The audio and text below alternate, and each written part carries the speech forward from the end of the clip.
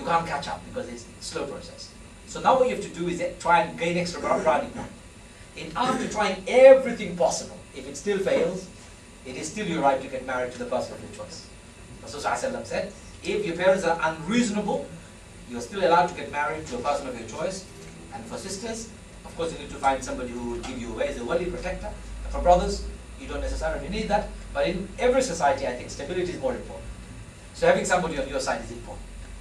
An imam of a mosque, a senior, an elder, a family member, a big brother, somebody on your side. It's very important. Don't misunderstand. But please, please don't miss this point. Our marriage is blessed because our parents, I believe, are happy with both of us. And we have done everything possible to make sure that they're happy. And when they became unreasonable, we did not allow that to bog us down. We just carried on. 10 years later, can they complain about marriage? No. My father constantly makes dua. He's suffering from dementia right now. He forgets everyone else's name except hers. Every time I would go, he would say, where is Hannah? Oh, she's at home. Why didn't you bring her? He doesn't mention the children's name. He remembers our name. So it's what we call parental blessings. It's important in a marriage. Or do you do a parent who is unreasonable? So Allah balances it out by saying your parents need to be reasonable. If they're not reasonable, don't worry about it. But you still have to work hard. You cannot cut the relationship. You cannot destroy. You cannot be rude to them. You cannot tell them off. You just have to be still humble and polite. But go on with your life. Mom and Dad, I'm married already, I'm sorry. I'm willing to ask you forgiveness for millions of times, but I've already married her. I tried everything, you did not listen. You did not facilitate. I'm really, really sorry. Forgive me, but I've married her already. Can you see where I'm coming from? Ultimately, if your deen is at risk, that's what you have to say to them. I'm sorry, this is quite a personal thing for me. I know exactly where you're coming from, because that was my own struggle for 10 years. Not 1 year, 10 years, from the age of 16 until 26. It took me a long time to get over it. Probably haven't come over it yet. Anyway, final questions before Adhan comes up. Brother, sorry. He wants to ask. Yeah, no. Just I'm just going on and on. What was I going to say? Could you just talk about a bit more about affection? Because what it is in our Bengali community that I've seen from my own personal experience is really alienated to give affection, because not everyone knows how to give affection, even amongst friends and family. It's quite strange, you know. So I've got to notice that quite a lot. So if you could elaborate a bit more on this topic, that'd be great. Can I just ask if maybe you asked that in private, and I just want to ask a question that's relevant to Yes, the go ahead. audience. Yes. The question that I wanted to ask, the point to get into marriage is a very lonely road. And as counsellors, what advice do you have in that perspective? Well, you're on your own, yes, you go to gatherings and things, but when you go home, you are by yourself. How do you deal with that? What is it? What sort of will help get through that? Until you do that level of counselling, perhaps I have to be a bench. One of us can give the adhan, the response, and the rest of us can talk. It's fine. Probably won't be able to hear anything anyway. Allah. I can only speak from personal experience, because this is exactly what I was doing. I had absolutely nobody to help me to make a decision. But what I did have is one elderly gentleman that I really trusted with my life, really. I came here and he was kind of introducing us in some ways. So I think finding a mentor is very important for new Muslims. I don't think you want to take a risk of doing this all alone. I think you really need somebody who could support you to clearing your head, actually, because what it tends to do is you sit down and you just don't know where you are. You don't know what you want after the conversation. You keep getting more and more confused.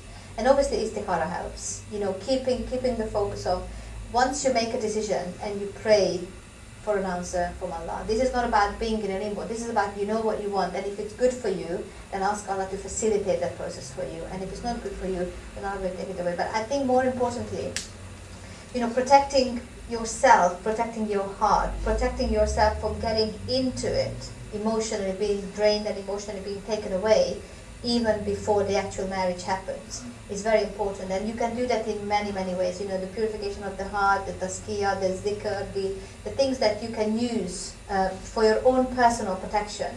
So your heart remains stable, conscious, because you see, there's the beautiful thing in Islam, I always love that once you make a decision, if it's a wrong decision, your heart will waver. You will know that it, and you know, listening to our heart in that particular moment, the most important moment when you make a decision about your life, marriage, is that your heart will know. And you know, for me, the area which we, the concept of how we've got a niche, like the light in our heart. This is Allah's light in our heart. And once we do something wrong, we taint it, and that gets more and more tainted. So when we sin, the hadith of the Prophet ﷺ says, do something good, replace it with good. So your heart remains pure and clean, because that pure heart and clean heart is the one thing that will help you to make a decision. There is a connection between the brain and the heart. And if we are conscious of that, once you make a decision with the heart, your brain will follow, not the other way around. There are a couple of very good books I can recommend. There's a beautiful book called The Pure Heart, The Intelligent Heart, which is part of a PhD, and it's available, I think, in most bookshops, most Islamic bookshops, which talks about very deeply about how to remain conscious, how to remain stable, emotionally purified in our heart. There's a beautiful book by it's Malik Badri, called Contemplation, which is about Islamic meditation from an Islamic perspective, which is very, very helpful. And also Imam Al-Ghazali has lots of writings on emotional intelligence, which is all about looking after our heart, because I think that's the key here. Look after our heart so we can make better decisions if you are alone. It's all about being empowered, Yeah. capacity to do. Affection, my brother, is very, very important. And expressing it is even more important in marriage. I don't know what was the last time you actually told your parents, I love you. I'm not asking you that question personally to answer, but think about it. When was the last time you actually went to your mother or your father and gave them a hug? I actually asked my father the other day, my dad, when was the last time you told me you love me? He said to me, why do I need to say that? I look after you, don't I? I said this to my mother. My mother said to me, well, don't I feed you? Well, that's their understanding of love, and that's fine. That's how they have brought up their lives. But it does cause a problem with us, because we live in a country where everything is expressed. So are you comfortable in expressing your own thoughts and your feelings? All of these can be discussed in greater details, but we don't have the time. But my simple suggestion in Islam is perfectly valid for a husband and a wife in a relationship to publicly display moderate level of affection, moderate level of affection. So holding hands is allowed. Of course. Giving a peck or even a kiss, it depends on the culture you come from, is allowed. What is not allowed is a passionate kiss in public, or anything else that may seem to be anything sexual. In some cultures, a hug is sexual.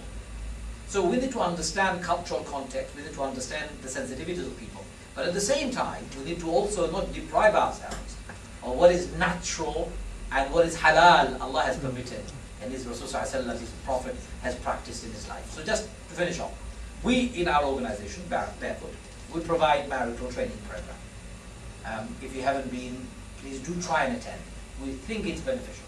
People who have attended, they say it's beneficial. And they're held very regularly. The next one is on the 3rd of April. In London. In here. It's going to be next to King's Cross. So if you go to Barefoot website, barefootinstitute.com, you can find out more about it. And if you want us to get in touch with you, there is a form at the back on that table. Leave us your name and your email address. We'll certainly post it to you. That's the first thing. Secondly, we have a book that's available for you to buy. This is the book, 10 Things You Should Know About Marriage. The money that we are making from this book is going to supporting Barefoot's work. It's not coming into my pocket or Hannah's. It's all to do with supporting the work that we're doing. So if you want to buy it, it's only £7. We'll gratefully be thankful to you if you do buy one. And finally, if you are in trouble and you've got personal issues that you want to deal with, your relationship issues that you need to discuss somebody, don't suffer in silence. We also do provide counseling. I do marriage counseling. My wife offers more personal coaching issues. So you are more than welcome to approach us. And please do stay in touch. Have I covered everything? Yes, I think so. Apart from that, thank you, really. Thank you very much. Our next event is on the 1st of April, inshallah. It's another Life in a Day of, and